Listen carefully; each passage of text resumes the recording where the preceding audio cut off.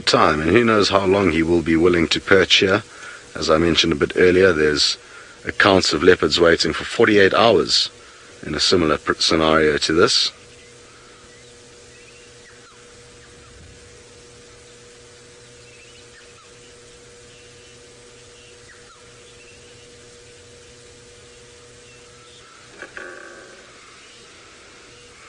KB, you've brought up an interesting point, and that is that you're surprised that no other animals, namely birds, have detected him yet and started squawking and kind of alarm calling at him.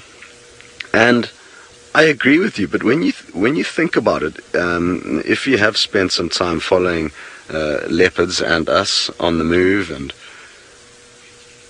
doing their business, they can go for long periods of time without actually being spotted by anything.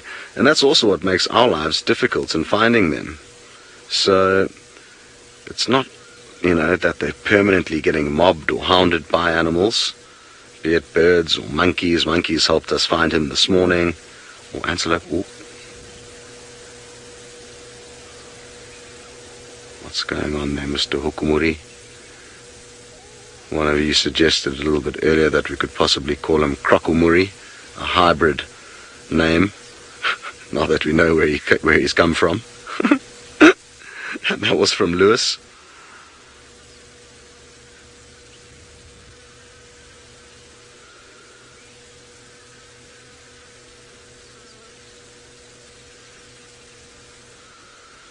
Let's take a close look at that burrow again and see if we can't see any ears or nostrils poking out. No, I don't know if you guys can see anything. I can't see anything there for the time being. Oof, the sun's just started poking out from between the clouds, and it's incredible how quickly my body is warming up from those golden rays.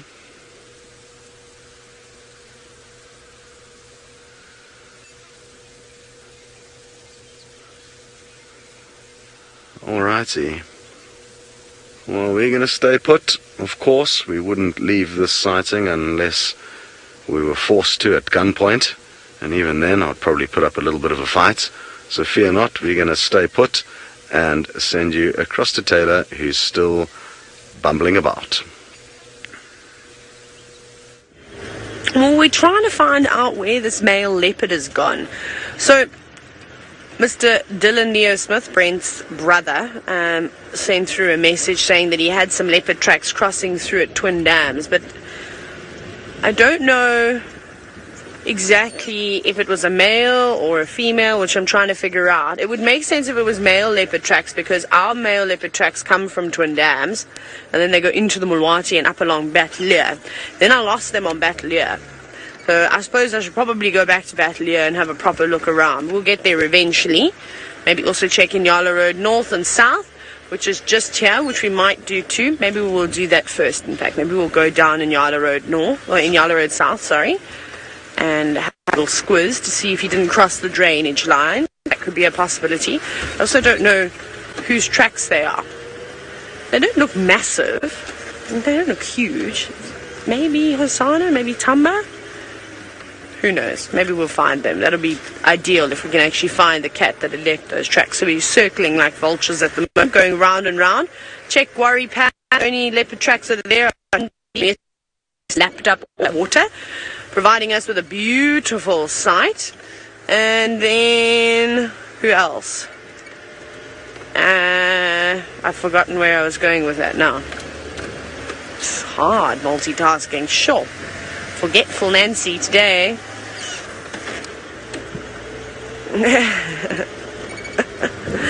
Okay, now we're going to go on in Yala Road South. Let's do this. Let's go here and take this first. Because like I said, there's those massive animal pathways that cut from Batlier, which is on that side, and go north. So quite easy come this way. I know there are some wallows. Whether they've got water in them or not might be a good spot to drink. I'll find out shortly, because I don't think I've driven in Nyala Road South yet, any of the Nyala roads. First time since I've been back. So I'm just going to check carefully. Most of the road is quite hard, but there are a couple of sandy patches. I also want to be scanning down all along here in the drainage line. I don't know why I made those sound effects. Sometimes I don't know what's wrong with me. Although I think my mom tells me that all the time. Let me check here.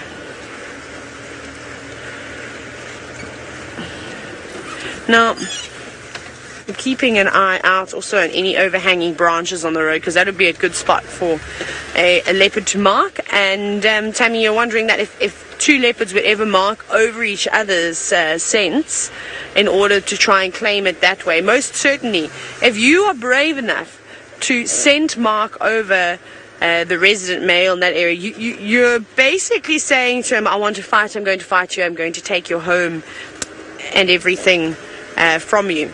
And so if you're going to make a statement like that, you better be prepared for the repercussions that will come. Like, this is a good spot. This would be a great thing. Or a wattle for the leopards to mark up against. Go away! They keep biting me today, and it's really sore. And so they most certainly would do that. So that's what we're trying to have a look for now, see who it actually is. But I haven't got any tracks just yet. But looking everywhere. They're getting you as well, Senzo. I just heard it. Sound now. The Sen's also slapping the flies. You're going to try catch them like Steph, when you go, here's it, and then you squash them with the other hand. That's the best way to catch flies. I was practicing while I was on holiday. Become quite good at it, in fact. Lou says I'm seriously multitasking. She says I'm driving, talking, thinking, and swatting flies. And that's quite impressive. See, here's another one. So this is what I'm talking about when I say, go away, for goodness sake. We don't want you here. This is what I'm talking about with the branches. I can't. I need a quarry bush. They really are nasty today. Let me find something to swat them with. Okay, I can't find a quarry bush. We'll just have to use this.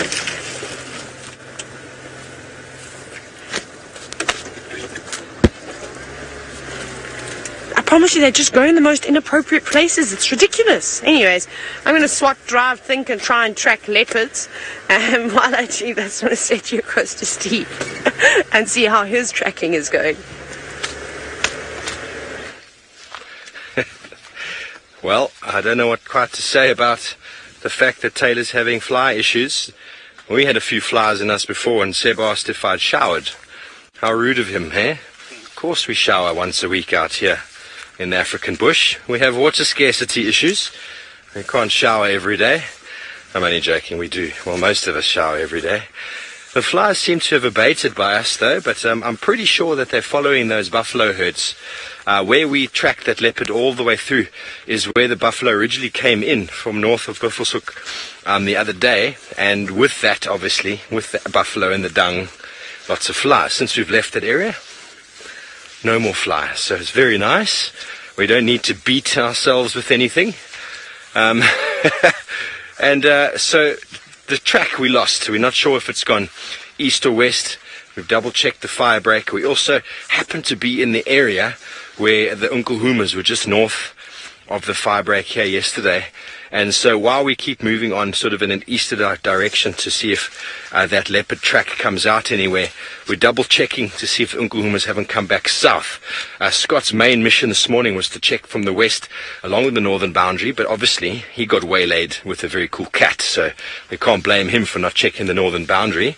So we have managed to check a little bit, and as of yet there's been no sign of lions coming south, which is a pity, but it is how it is this time of year.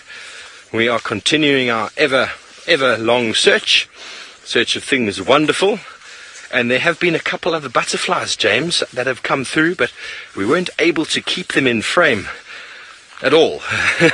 The heat is up, and the insects are ectothermic and have warmed up and are fluttering about at a much more rapid rate than they were earlier this morning. So trying to capture the butterflies is a difficult process, but we will keep trying. I wonder how everyone else is doing out there. Any more comments about the morning? I think it's wonderful that Scott's managed to find Hukumuri and to spend some time with him, and Taylor is beating himself with a stick. The biting flies. You know, one thing I've learned with biting flies and biting ants is the more annoyed you get with them, the more annoying they become. It's like feeding flames, really. Through the meditation that I practice, known as Vipassana, it's all about suffering. And if you learn to accept what you're feeling and not react to it, then it goes away. But if you react to it, you fill it with flame or with fuel, and it gets bigger. So I'm pretty sure that's what's happening, because we just ignored the flies, and lo and behold, they ignored us. Here is a marvelous plant. This is my second favorite plant in this area. Okay, there are some natural insecticides out here, and this actually is one that can work. Isn't that beautiful? It's known as hemizygia. I don't know any common name for it. I only know hemizygia, and they respond very well to rain. After rain, they get very tall and long, and the aromaticness of this leaf, if you crush it, is actually too much to smell. But if you just touch it with your fingers and have a smell, it gives off a bit of a peaches smell. And as you hold it a bit longer, you start getting the flavor of Thai green curry. I'm getting hungry. And this you could actually crush up, put it Lou loves a Thai green curry, don't we all? These leaves you could actually tear off and put into a carrier oil and rub on yourself. You'd smell delicious, but it would also, the phenols, the smells in there are very, very strong, and they actually keep away most organisms. So why would a plant have such strong flavors and smells? And that's exactly what I just said. They don't want to be eaten. And to us, a lot of us out here, I'm sure, any of you who cook, you like to use herbs, you like to cook them into your food. Most animals, insects included, it's all about blandness. I'm not saying that it's not about flavor, but when there's chemicals in the form of what we smell, what we find lovely, like lavender, for example, nothing touches lavender because the chemicals in there are so high. This plant is very similar. Those leaves are very, very strong in their flavor, and so the plant is producing all of that to prevent it from being eaten. But a beautiful little flower, you can see it there, and that is probably pollinated by a moth. Being purple with a little tube like that, I would almost be certain that a moth nocturnally comes along and pollinates this flower. So from my Thai green curry and beautiful plants, I believe Hukumuri is on the move. Let's go and have a look.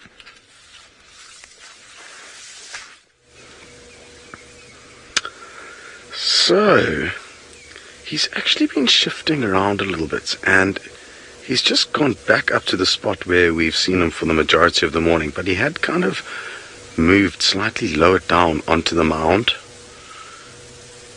kind of towards where that little stump is there on the bottom right of the screen, and he then very carefully and stealthily crept back up, being as quiet as he possibly could. But he seems to have got quite comfortable up there. He lay down up there, and I'm wondering if we don't need to position the vehicle even further away from where we are. I am thinking of doing that, because I don't want to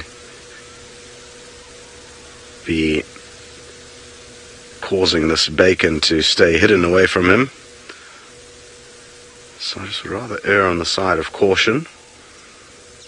And like I say, maybe we just need to try and get a bit further away. It will mean that we're going to be obviously sacrificing the shot and the angles the further we go away, because it is quite thick vegetation. But we'll give it a few more minutes here, and if nothing changes, then like I say, I think I will get us a little bit further away from the mound.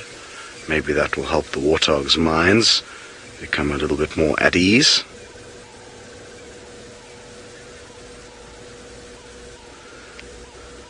Every time he kind of twitches his head like that and focuses back on the hole, it obviously means he's hearing something in there. And yes, Ginger, he definitely can hear the hogs inside there. I'm certain of it. Little grunts between one another, deciding what they should do. We haven't heard anything though, but I am very, very confident that he has. He knows categorically that there must be termites, warthogs in this termite mound. Otherwise he wouldn't have invested so much time here. And he also wouldn't have been displaying the same body language that we've seen. Just again, another little head tilt there. Each time he does that, it's because he's hearing them.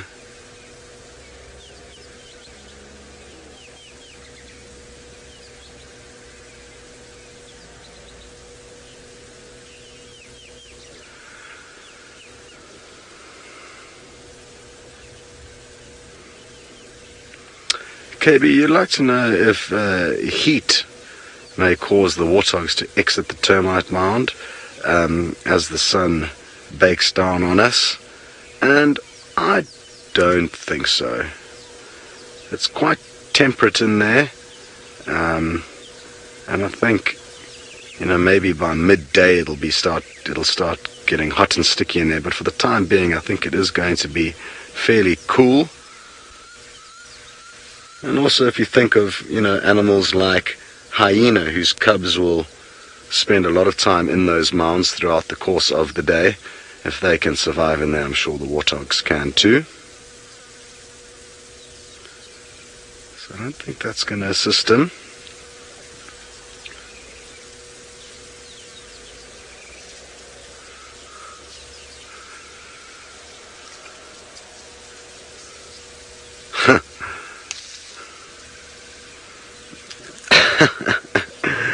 Mrs. Grumpy, you suggest that he's possibly eaten all these warthogs already, but he's got the empty packet chip syndrome, where even though you know it's empty, you keep reaching in hoping to find a few more crumbs. It's possible, but highly unlikely. I think he knows full well what's going on inside that mound.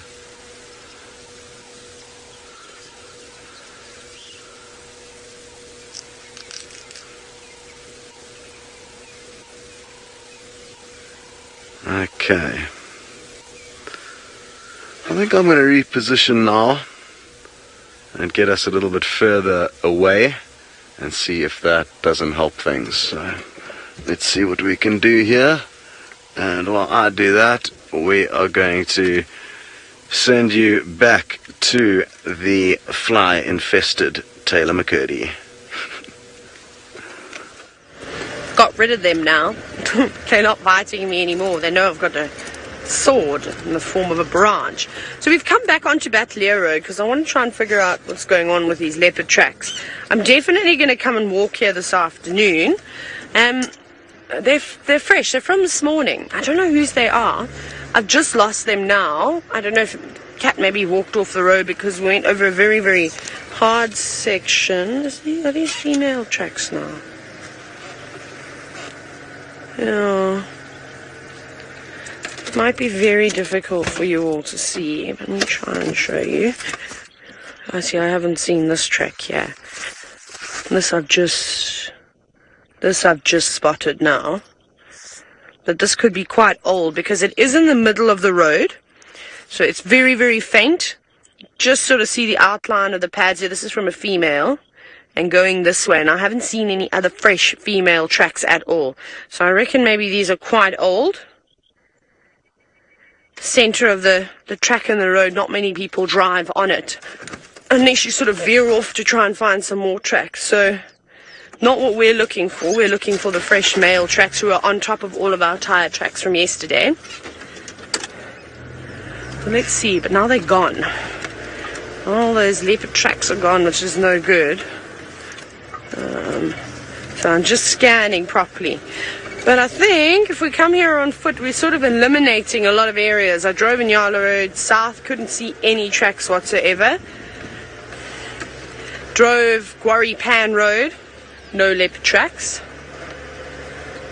So I don't know if where this cat has actually gone. Probably just sitting off the road somewhere.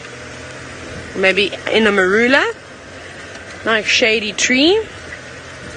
So I think from here, I think we might go back right and sort of start heading a little bit south, just do another little scratch around and then take it from there. But yeah, this This cat's definitely turned off of the road now. So I remember where I marked the last track that I saw. And then we can come... that one? Nah, it's not a leopard track. Your eyes sometimes play tricks with you when you are tracking and trying to find things. But otherwise, it's actually been very quiet in this corner. I found that there were quite a few elephants. We're seeing down sort of further south towards Twin Dams, and then like there's a pocket of nothing except for that hyena that we were lucky enough to meet. And then back towards Bivelshoek Dam, there was a little bit of life there too. What's this? Who has been walking here? Not a leopard. Let's check. We should start seeing Tandy's tracks again when she moves up and down the road, although I've driven over them about 500 times now. I keep trying to avoid them so that if we do come into this area that I haven't completely wrecked them, and we can still have an idea of where those cats were going. Maybe it was not even a hyena that stole it. Maybe a big male leopard came in and grabbed it and just dragged it down towards the drainage line or something. You know, that's another possibility, especially because those tracks are coming back down this way. Puzzles. My goodness, I feel like there's lots of pieces that have accidentally been pushed off the table and no one's realized they're on the floor yet. So we're going to try and find those pieces now so we can understand exactly what has happened over the night. Let me just do one last little squiz here. No. Okay. Well, I think we're going to keep on it though. I have a feeling that something's around here. Who knows, maybe we get lucky. Steve is up on a termite mound. I don't know if he's looking for termites or he's pretending to be Hukumuri. We are looking for our bacon ourselves, Taylor. No, I'm only joking. There's a beautiful chimney on the top of this macrotermes, so the fungus-growing termite. And I'm just holding my torch here as Seb is trying to get some footage of the termites in there. I can't see inside because the hole's quite small. Seb, how's it look? Yeah, I've got termites. Okay, so can you see the termites? I'm guessing there's some soldiers and potentially some workers. But what is most noticeable about this is that there is a huge amount of heat channeling out of this hole, coming right onto my hand and warming us up. Probably, if we were closer with the camera, it would actually steam the lens. So these termites are unbelievable in their temperature thermoregulation. They want to maintain these mounds at about 30-31 degrees because that is the optimum temperature for growing the fungus. Oh, there's so many of them there. Wow. There are so many, Seb is saying. I can't see, so I'm just going by his oohs and ahs. Are they rallying to try and close the hole?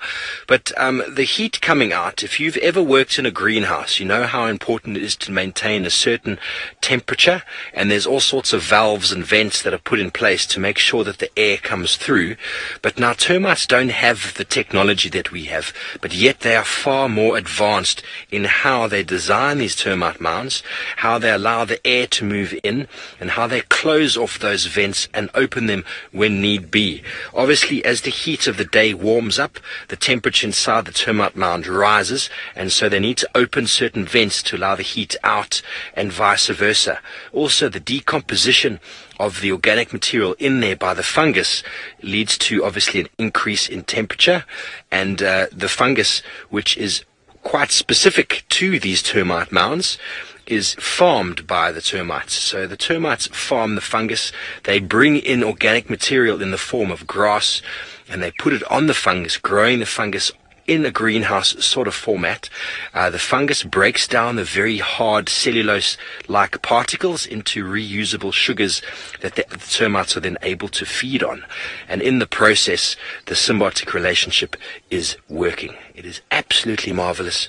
I've mentioned it before that there is a building in Harare in Zimbabwe that has mimicked the design, the cone inside and the sort of honeycomb structure of the termite mound, and they've mimicked it, and they've got a thermoregulation building all on its own. But I'm going to move away from my termites and quickly go over to Scott, who might have something exciting. Yes, I'm not too sure if he's moving because he can hear them moving, or if it's because he's giving up, or because he may want to try and find some shade. But it does in fact appear like he may be throwing in the towel here. Interesting stuff. He was just slinking away so quietly and cautiously. That's what made me wonder what exactly his plans were.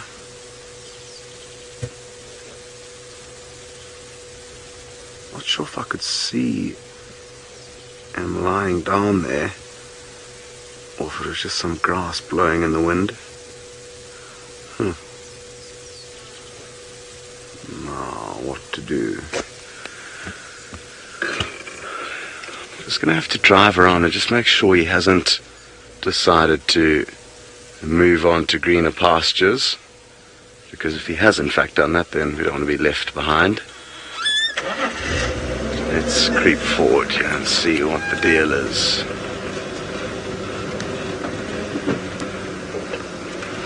I guess he may just, even for future kind of hunts, he may not want them to know that he was there.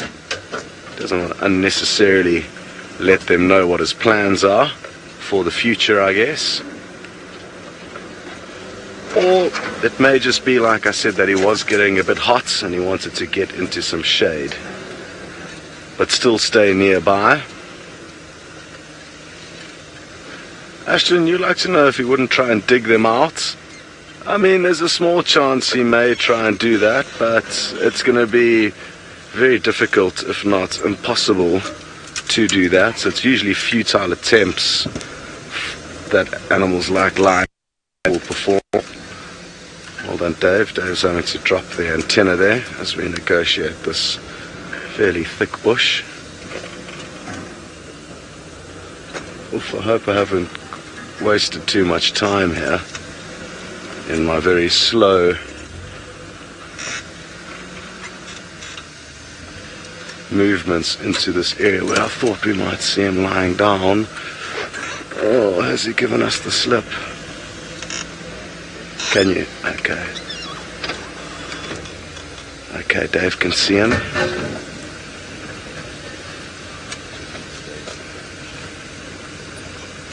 Will this work from here, Dave?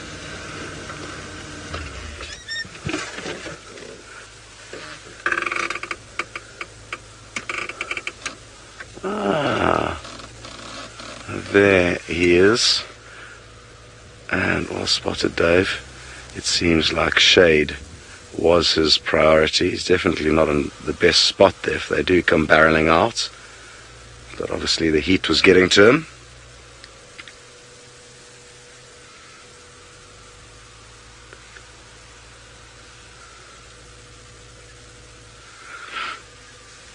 Shana, you'd like to know if any other animals besides warthogs live in termite mounds and the old burrows within them. Yes, there are other animals that use them as their homes. Hyenas will use them as dens.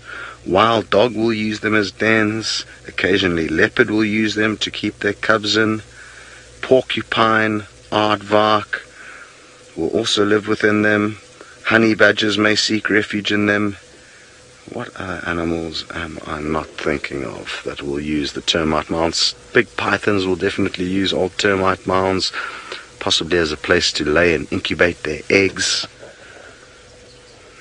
What else could there be?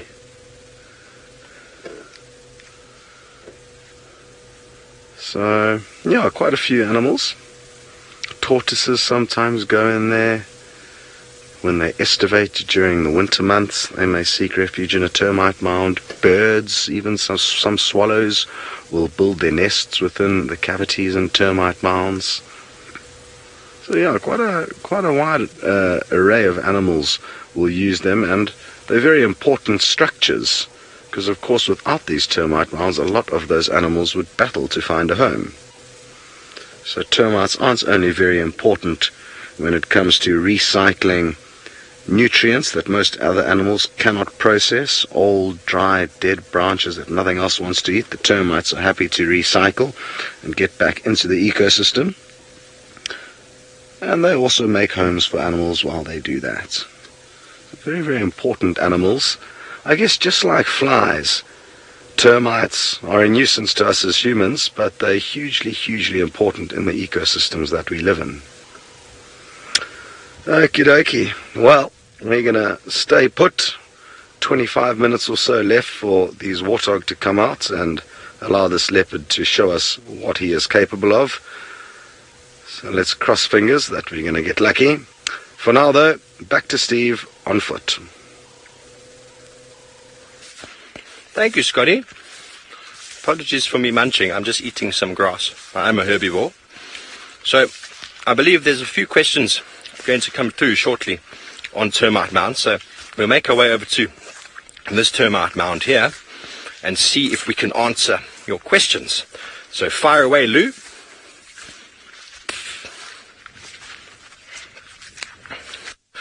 Pauline, termite mounds are quite interesting, and the height of them is determined by the soil. Okay, in the Sabi sands, the termite mounds here can probably get up to about, I think the highest I've heard of is about 3 meters, maybe 4 meters. It's possible elsewhere in Africa they get a bit bigger, but essentially the soil type is a big influence on the size. If you imagine building a house with bricks, the size of your bricks will determine the size of the house. So the sand particles here, it's from a granite base, and the particles are quite large.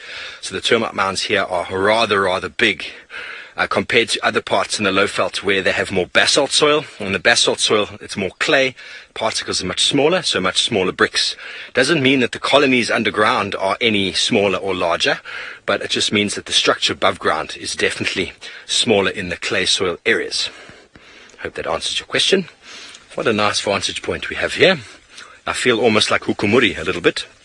Without the biting flies, the camera's on me. Where's the pigs? Lou says I look like Hukumuri.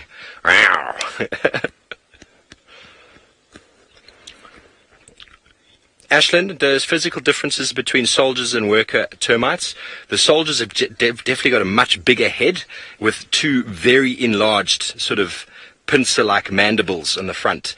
The workers are much smaller, depending on the species. In the the fungus-growing termite, you actually get 2 types of soldiers. You get the soldiers that work around the periphery or around the exit holes of the termite mound, and then you get those soldiers that are right there close to the queen. And if you ever find those guys, they've got enormous heads, so big. And what they use them for is protection of the queen, obviously. The biggest predator for termites is not aardvarks, it's in fact ants. And certain ant species, when they raid a termite mound, when they get into those tunnels, it's almost unstoppable. So what happens is these termite mound, these big soldiers will actually just wedge their head into those holes, sacrificing themselves, but it means that those ants can't get through. So it's almost like a blockade. And the soldiers have got really big black pincers. I wish I had my book with me now to show you. And the workers have a very small head in comparison, and they don't. The pincers are very small. The mandibles very small. But there's a definite size difference. And also when you look at them, there's an activity difference as well.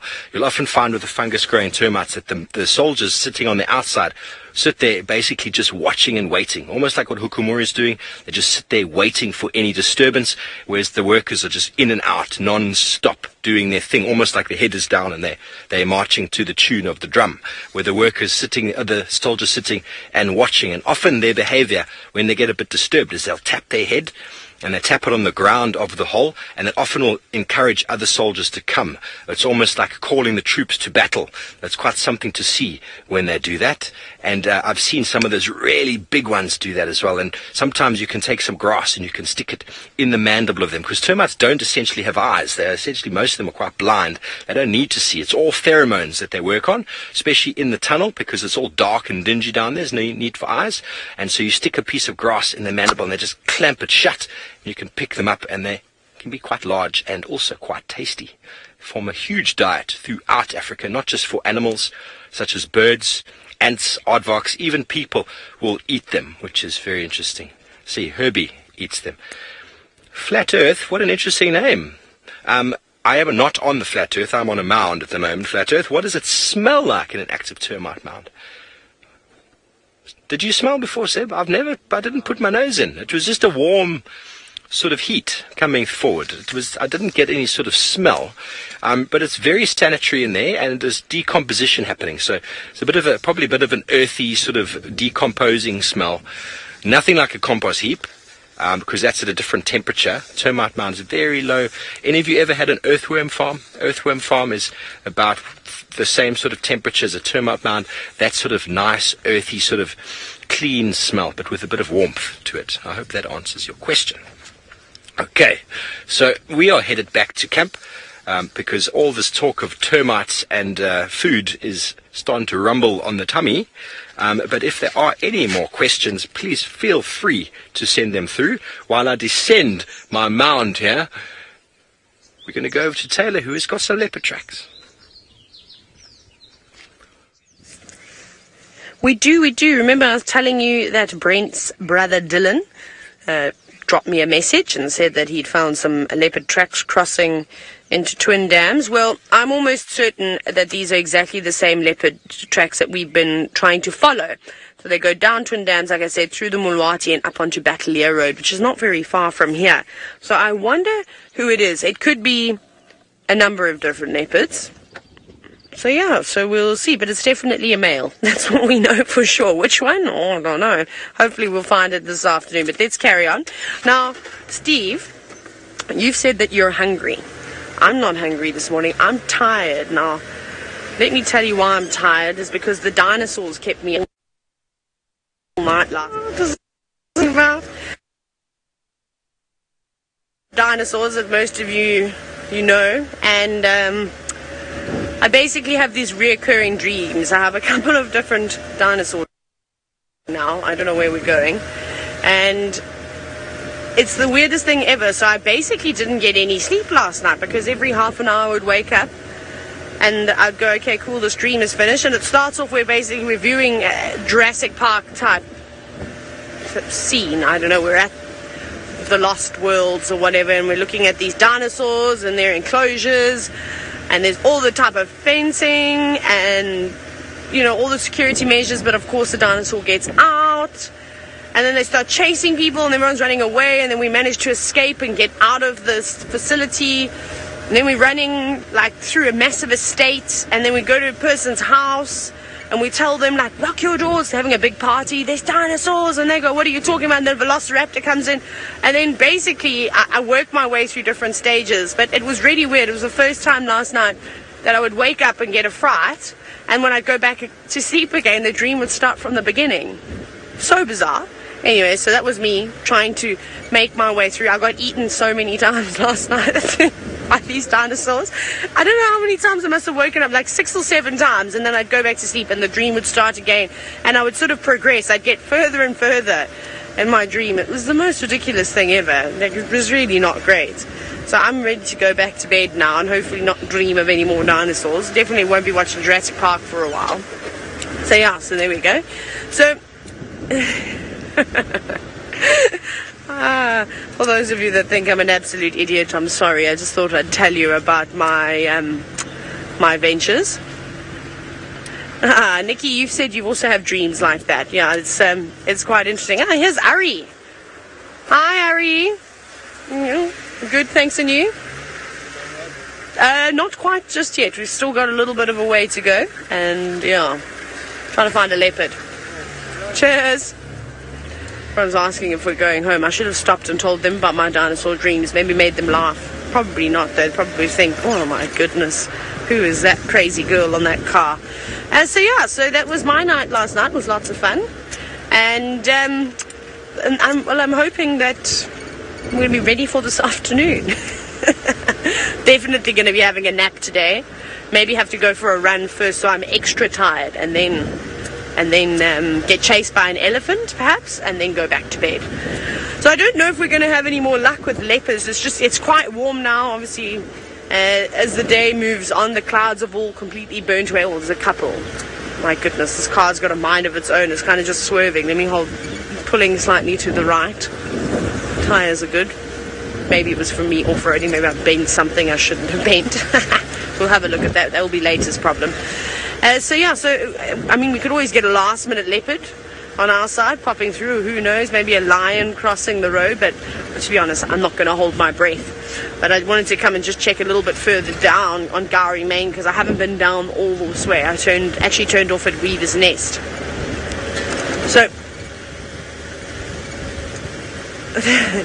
So that's the plan. I think we might go all the way down to Triple M and then start making our way back home. Anyways, Scott was on a roll this morning. He was the only one to find a leopard. Hukumuri is up to now. Well, sadly, the leopard we found is currently snoozing in the shade and we can hardly see him, but we have to keep our distance because we don't want to interfere in the situation here. For any of you who may have just jumped on board, he has been sitting and waiting very patiently in and around a large termite mound for close on 2 hours now, and hasn't had any joy with the warthogs exiting the termite mound just yet, but it seems like he is going to settle in here for the day. He's taken a bit of a chance with what he's doing now. He's moved from the top of the termite mound where it's the ideal spot to launch the ambush from, and the reason being is that it's getting quite hot and sunny up there, so he's in kind of position B here, but at least he's in the shade. And I guess as and when he hears the warthogs beginning to rustle and possibly make their way out of the mound, he could stealthily creep back into a decent spot. But he's obviously content here for the time being. And there you can just see a few spots in the grass, and it looks like his kind of head is flat and he's having a snooze. Who knows what he was up to last night and how much action unfolded, but you know, these animals do need to sleep, and they need to sleep for a lot more than we do every day. 16 to 20 hours of snoozing. I'd be a very good leopard. I'm an expert sleeper, unlike Taylor, who gets plagued by dinosaur dreams. I don't dream very much, and when my head hits that pillow, that's me, lights out until the alarm clock goes in the morning. It's a pity sleeping is an Olympic sport, otherwise I would be a gold medalist.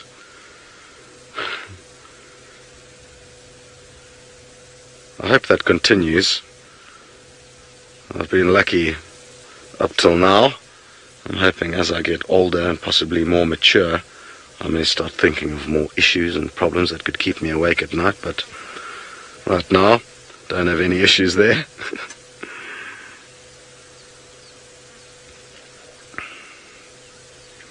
It's going to be very, very interesting to come back here this afternoon and see if he's still here. Thankfully, I know where he's come from, and the road that he would pop onto if he continues in his kind of general direction of movement is quite an easy one to see tracks on. So, feeling confident even if he has moved, that at least we'll be able to work out what's happened, where he's gone. Or ideally we'll come back here and he'll have a warthog kill hoisted up in a tree.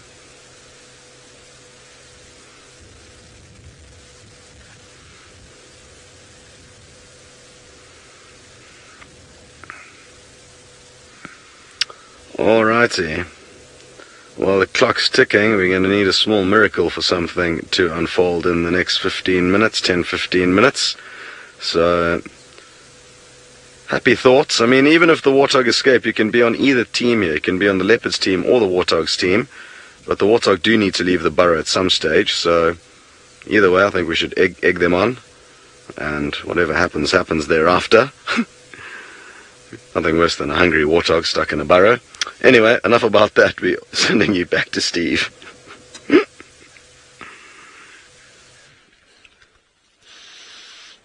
Sorry, I was just stopping to smell the termite mound. It is just a warm freshness, an earthy freshness. There's no real sort of decomposition smell there at all. This is a different type of termite, I'd think. I don't see any in there, but you can see it's quite active by the all this is all very new work, and there's no major mound.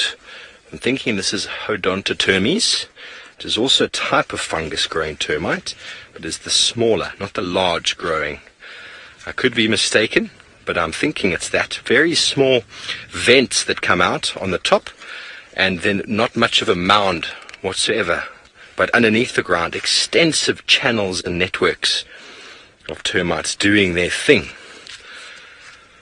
Okay, so I think we've come to the conclusion that it doesn't have much of a smell to it, but it smells quite fresh and nice, almost like a warm draft in your face. We've had an absolutely wonderful walk this morning.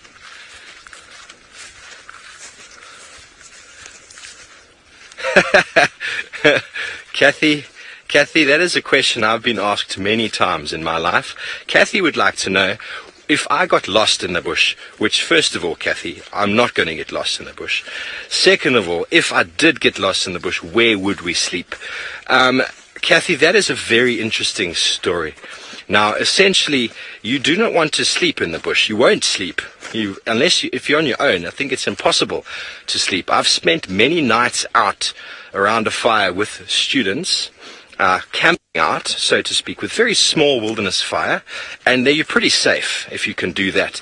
But there needs to be more than one of you. If you're on your own, you're going to drift off, and the hyena's going to come closer and closer and closer, and he's going to munch your face. And I don't know many people that have survived a hyena munching their face. So if I was on my own out here, I would find a really big jackalberry tree, for example. I'd go into a drainage line, a really tall tree, and I'd climb into it, and I'd try and use my belt to attach myself to the tree so that I can stay there and fall asleep without falling off the tree. That's what I would do.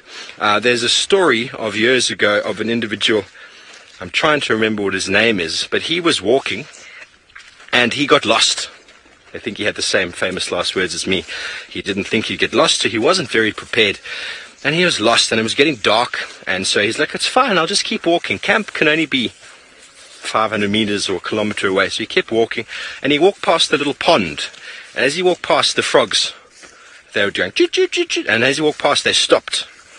And then as he carried on walking, they started again. 20 seconds after that, the frogs stopped again. So he suddenly had the feeling, maybe it was a sixth sense, he had the feeling, and when it's dark and you're walking like that, there's a lot of sounds and a lot of things going on in your mind. He had the feeling that something was following him. So he climbed the nearest tree, tied himself to it, and lo and behold, a lioness walked past. So whether the lioness was stalking him or was just walking along the same path as him is difficult to say. But by climbing that tree, he saved himself. There's another story of a very famous Kruger National Park ranger, Harry Voliter, who got attacked by a lion, and his horse, actually, he was doing trails.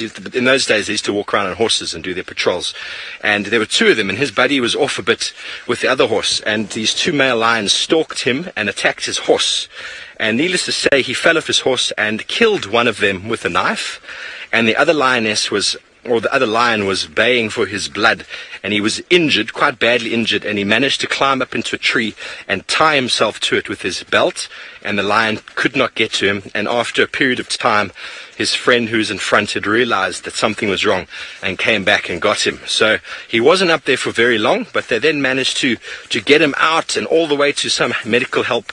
He was bleeding badly. He had quite bad injuries from that lion, but he survived. So that would be my sort of story. If we look, for example, here's a great example of a nice marula tree there, Seb. That is probably the tree, if I was walking, I would climb into that, get as high as I possibly can, get a nice comfortable seat, tie yourself in however you can, and wait out the night. I don't know if you're going to be able to sleep, but just spending time in that tree will keep you safe. I doubt there's much chance of a leopard trying to come up there and get you.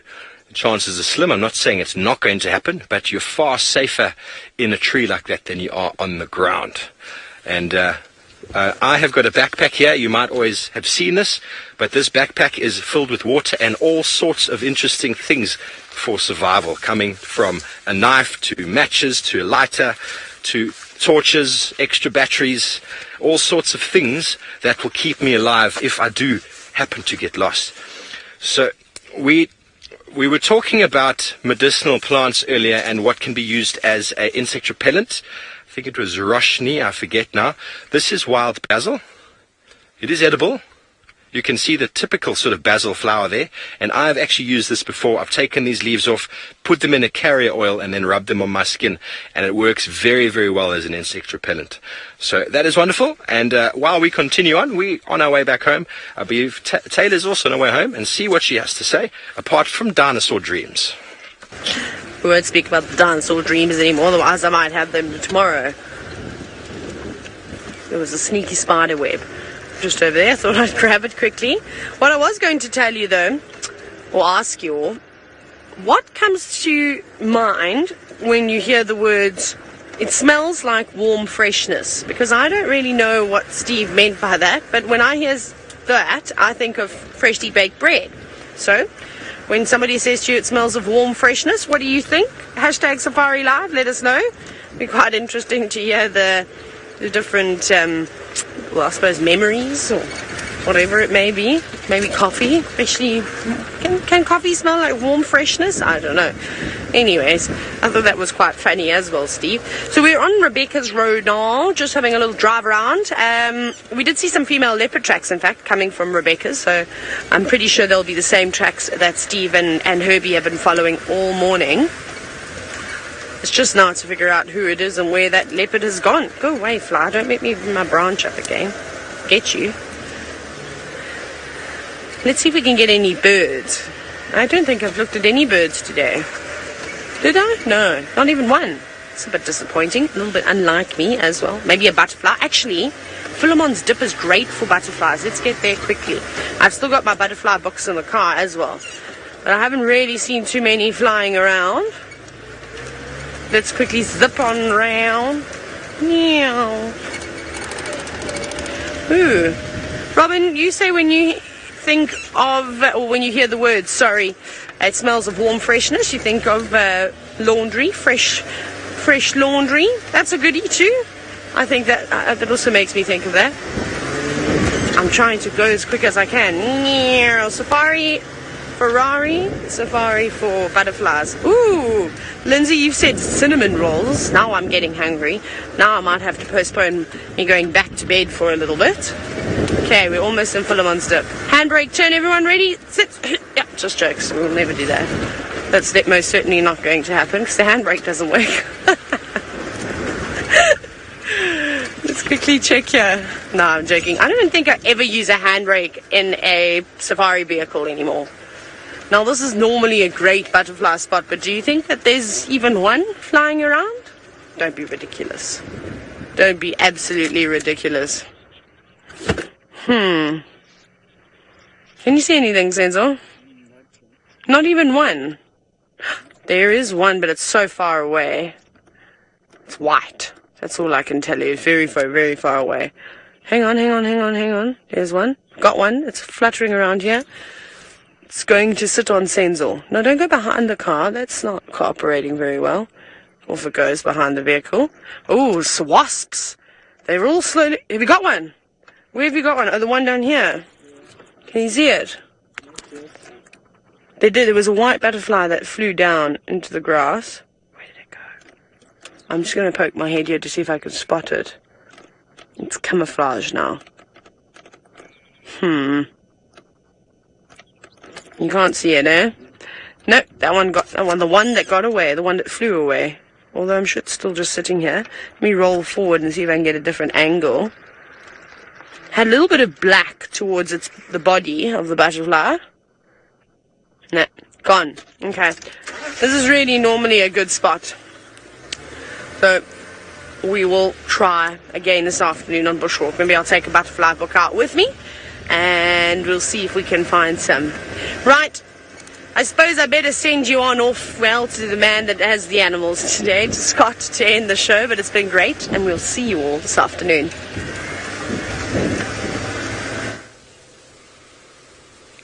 Thanks, Taylor.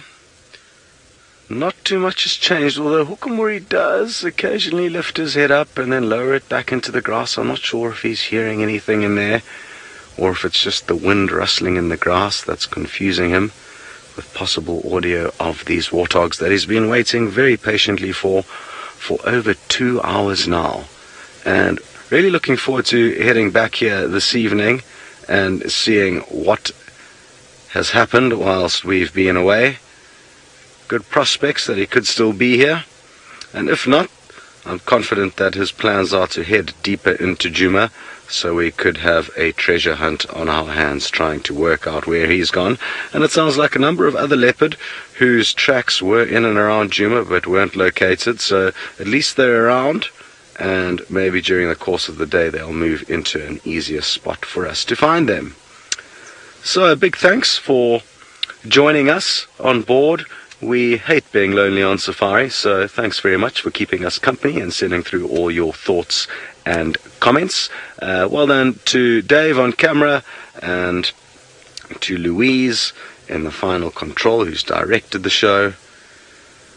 We will see you guys all on the sunset safari, and I'm just going to keep quiet for the last few seconds for you to enjoy the tranquility. See you next time.